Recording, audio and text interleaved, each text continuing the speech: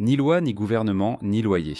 Bienvenue à Slab City, l'endroit que l'on surnomme le dernier espace de liberté d'Amérique, un lieu où la survie dépend du troc de températures extrêmes et de ressources qui se font rares. Serait-ce un paradis où l'on ne compte que sur soi-même, ou est-ce que ça tournerait au chaos ? Dans ce monde sans foi ni loi, où quelques litres d'eau peuvent de valoir bien plus qu'une liasse de billets, la liberté et le danger sont les deux faces d'une même pièce. Ça vous intrigue de savoir ce qui peut bien pousser des gens à choisir une vie pareille ? Slab City n'a pas toujours été la communauté chaotique et sans foi ni loi que l'on connaît aujourd'hui. Avant l'arrivée des esprits libres, cette terre était autrefois une base militaire américaine, le camp Dunlap. Dans les années 40, pendant la Seconde Guerre mondiale, l'armée avait besoin d'un endroit pour entraîner ses troupes à la guerre dans le désert. Cette terre isolée dans le désert californien est devenue l'endroit idéal pour le camp Dunlap. Mais à la fin de la guerre, l'armée n'avait plus besoin du camp. La base a été abandonnée au début des années 50, laissant la terre dans un état de vide inquiétant. Dès les années 50, des gens ont commencé à arriver au compte-gouttes. C'était un lieu qui promettait la liberté sans règles, sans loyer, sans ingérence du gouvernement. Ceux qui sont venus ne cherchaient pas forcément une communauté idyllique, ils cherchaient quelque chose de beaucoup plus brut, une échappatoire. Artistes nomades sans abri et rebelles ont vu le potentiel de cette terre abandonnée et ont commencé à en faire leur foyer, transformant ce qui était autrefois des casernes militaires et des fondations en béton en maisons de fortune et en espaces d'expression créative. D'une certaine manière, Slab City est née par nécessité. La terre n'avait ni propriétaire, ni autorité, ni surveillance. Elle est devenue un refuge pour les personnes qui ne trouvaient pas leur place dans le monde conventionnel. Alors que de plus en plus de gens s'installaient, l'existence simple et rude de cet endroit s'est transformée en une communauté. Mais un lieu sans règles peut-il survivre à long terme ? Prochainement, nous plongerons dans la vie des personnes qui considèrent ces endroits comme leur maison. Vivent-ils le rêve de la liberté ultime ou tiennent-ils à peine le coup dans un endroit où le chaos ne s'arrête jamais ? Ici, le concept de loi n'existe pas tout simplement parce qu'il n'y a personne pour la faire respecter. Il n'y a pas de police, pas de gouvernement, pas de règles. Ce que vous voyez est un environnement brut et non réglementé où les gens vivent exactement comme ils le souhaitent. Mais ce n'est pas aussi glamour que ça en a l'air. Pour certains, cette absence de loi signifie une vie d'autonomie complète, un endroit où personne ne vous dit quoi faire. Pas de loyer, pas de facture à payer, pas de restrictions formelles. Les gens viennent ici en espérant une vie libérée des contraintes de la société traditionnelle. Mais que se passe-t-il quand il n'y a plus de limites ? La liberté, en fin de compte, n'est pas toujours aussi simple qu'il y paraît. Bien que la promesse de liberté soit séduisante, elle s'accompagne de sacrifices importants. Sans loi ni surveillance, les résidents sont livrés à eux-mêmes. Il n'y a pas de ramassage des ordures, pas d'approvisionnement en eau, pas d'électricité, sauf si vous avez réussi à installer un panneau solaire ou un générateur. Le soleil du désert et le vent peuvent décaper la peinture de vos murs. Pourtant, pour beaucoup, le jeu en vaut la chandelle. Une particularité, l'argent n'existe pas à Slab City. Besoin de nourriture ou d'eau. Vous n'allez pas au magasin avec de l'argent liquide, mais avec des choses à troquer. Une conserve de haricots pourrait vous offrir un peu d'ombre pendant la chaleur de la journée. Un pneu pourrait vous rapporter quelques litres d'eau de la part de quelqu'un qui a des réserves. Un résident homme, un ancien chauffeur de camion, explique « Il faut apprendre à se débrouiller avec ce qu'on a. Ici, ce n'est pas une question d'argent, c'est une question d'entraide. Un gars peut avoir une tonne d'eau, mais il ne peut pas manger. Alors je lui échange de la nourriture contre un litre ou deux. » Ce système de troc n'est pas seulement pratique, il contribue à rendre la communauté authentique car il compte les uns sur les autres pour s'en sortir. Mais tout n'est pas que troc facile et bon voisin. Sans loi, les conflits s'enveniment souvent sans qu'aucune autorité ne puisse intervenir. C'est un endroit où la responsabilité personnelle est cruciale mais aussi la capacité à se défendre. La vie à Slab City n'est pas pour les âmes sensibles. Certains résidents se sentent piégés par leur situation car il n'y a pas de filet de sécurité si les choses tournent mal. Pourriez-vous vivre une journée dans un monde comme Slab City ? Commentez par oui ou par non et n'hésitez pas à partager vos réflexions ci-dessous. Mais vivent-ils leur version de la liberté ou sont-ils simplement en difficulté dans un désert sans foi ni loi ? Et que se passe-t-il lorsque les frontières entre liberté et chaos commencent à s'estomper ? Restez à l'écoute. Bien que Slab City offre une liberté sans pareille, elle a aussi un côté sombre dont on ne parle pas souvent, les dangers qui rôdent dans un environnement sans foi ni loi. Dans un endroit où les règles ne s'appliquent pas, la criminalité prospère souvent. Les petits vols sont quotidiens et l'absence de force de l'ordre crée un environnement où les trafics de substances illicites, les confrontations et même les risques plus graves peuvent se produire sans que personne n'intervienne.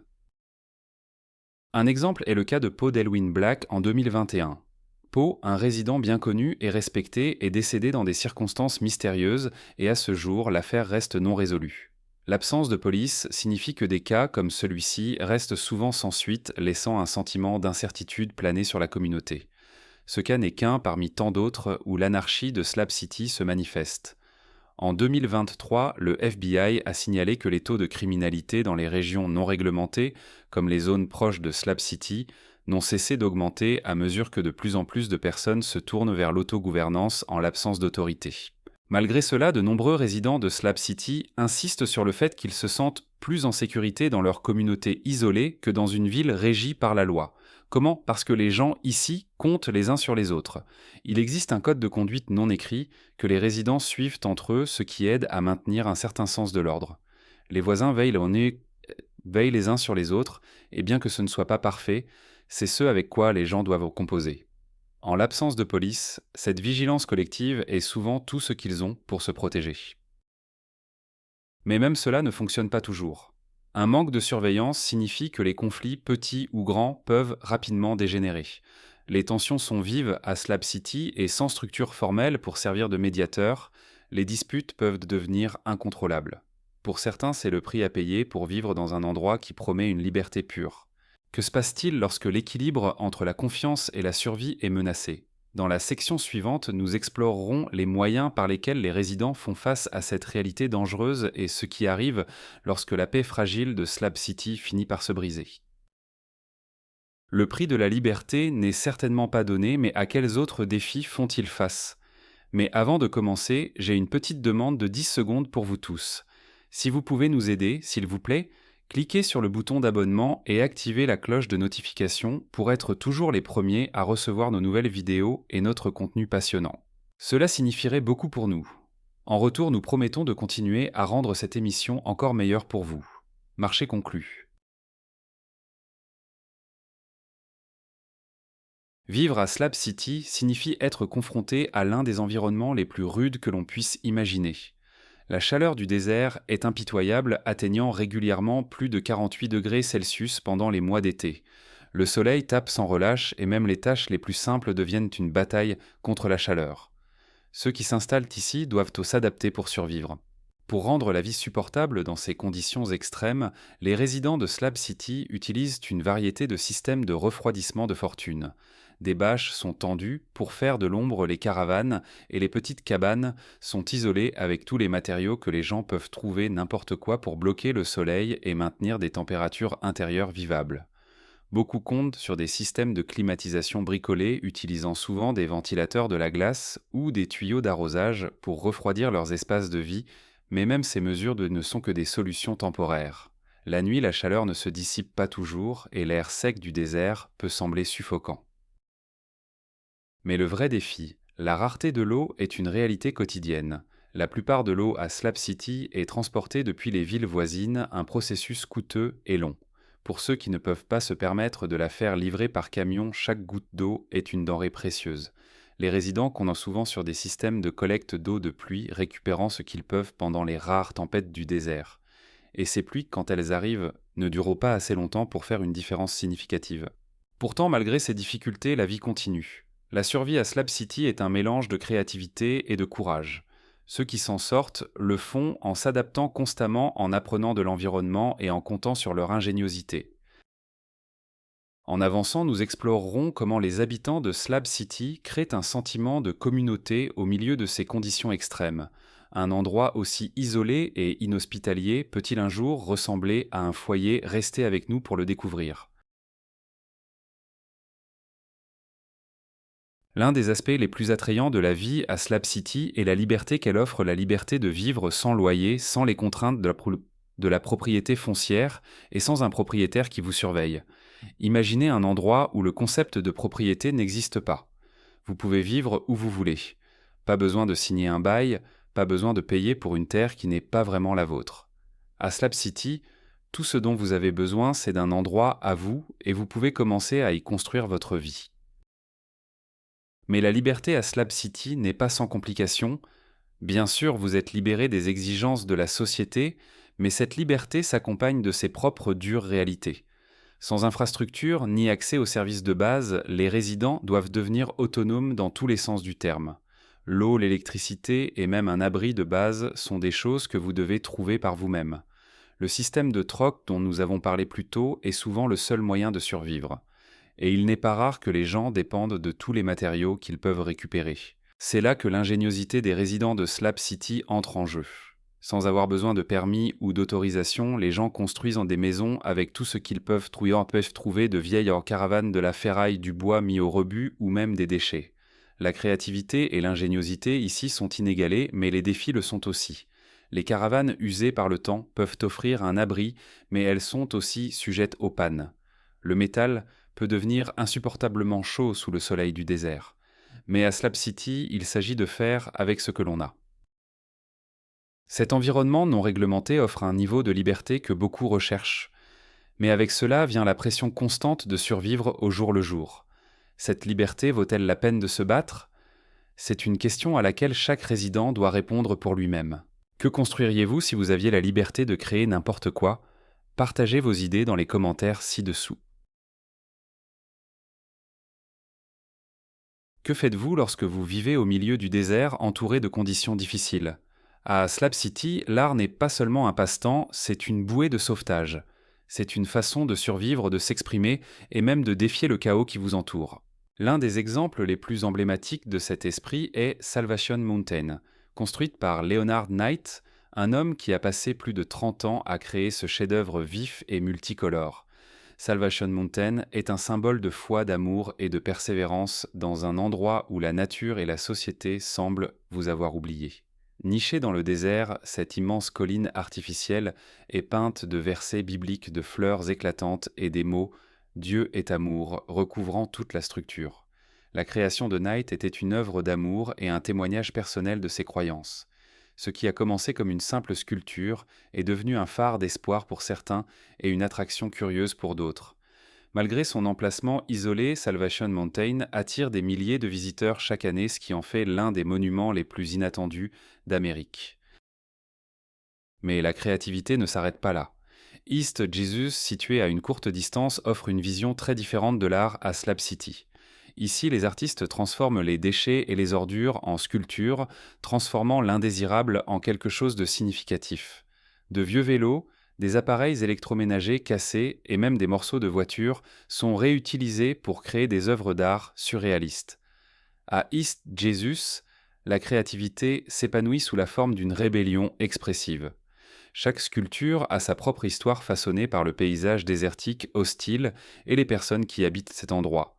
C'est un reflet de Slab City elle-même, un lieu qui transforme les déchets de la société en quelque chose d'unique et de précieux. À Slab City, l'art n'est pas seulement une question de beauté ou de décoration, c'est une question de survie. C'est une façon d'exprimer son individualité dans un lieu qui n'offre aucune garantie, aucun abri et aucun confort. L'art devient un outil de résilience, une façon de donner un sens à la lutte. De la même manière que les résidents cherchent de la nourriture ou de l'eau, ils cherchent l'inspiration, trouvant la beauté dans les débris des choses jetées. La lutte pour la survie est réelle, mais à travers ces œuvres d'art, les gens déclarent que même dans les conditions les plus difficiles, leur esprit ne peut être brisé. Mais que signifie le fait que la survie elle-même devienne une forme d'art ? Comment ce changement de perspective affecte-t-il les habitants de Slab City ? Restez à l'écoute pour le savoir car les réponses pourraient vous surprendre. On pourrait penser que Slab City est un endroit vraiment chaotique, mais étonnamment quelque chose assure sa cohésion. Malgré son environnement rude et imprévisible, c'est le foyer d'un mélange diversifié de personnes.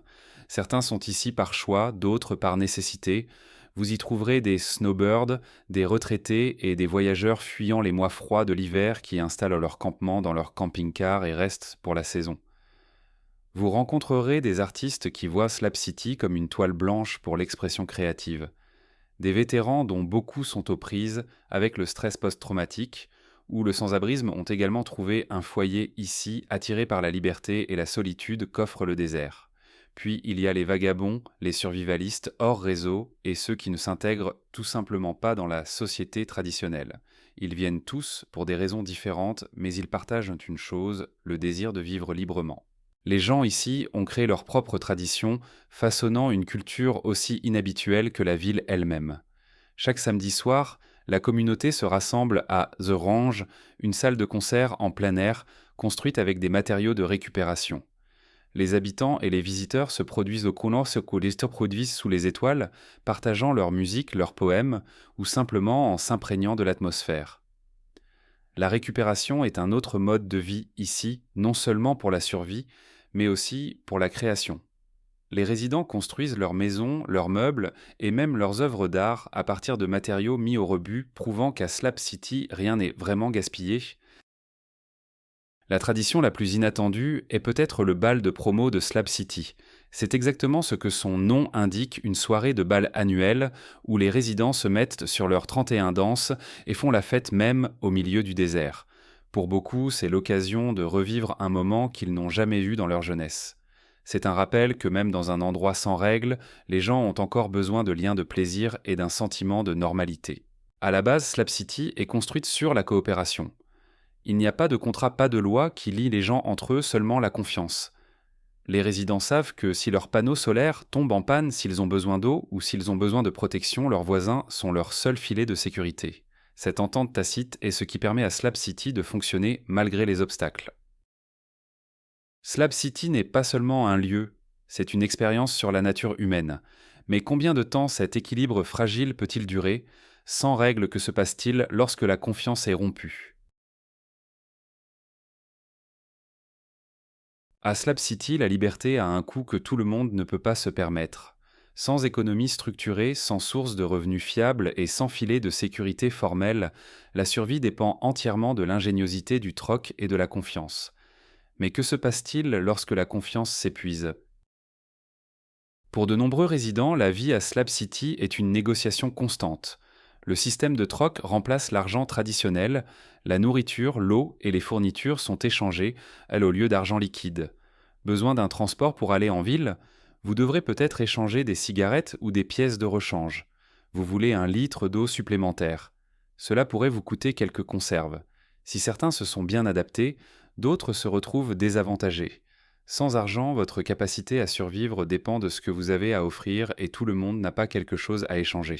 Certains résidents accumulent des biens de valeur, des panneaux solaires, des générateurs, du carburant et même des stocks d'eau, tandis que d'autres ont du mal à survivre.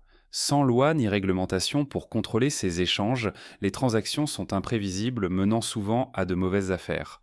Un nouveau résident peut, sans le savoir, échanger un objet de valeur contre quelque chose de bien moins précieux, tandis que les habitants de longue date maîtrisent le système, sachant quand attendre une meilleure offre.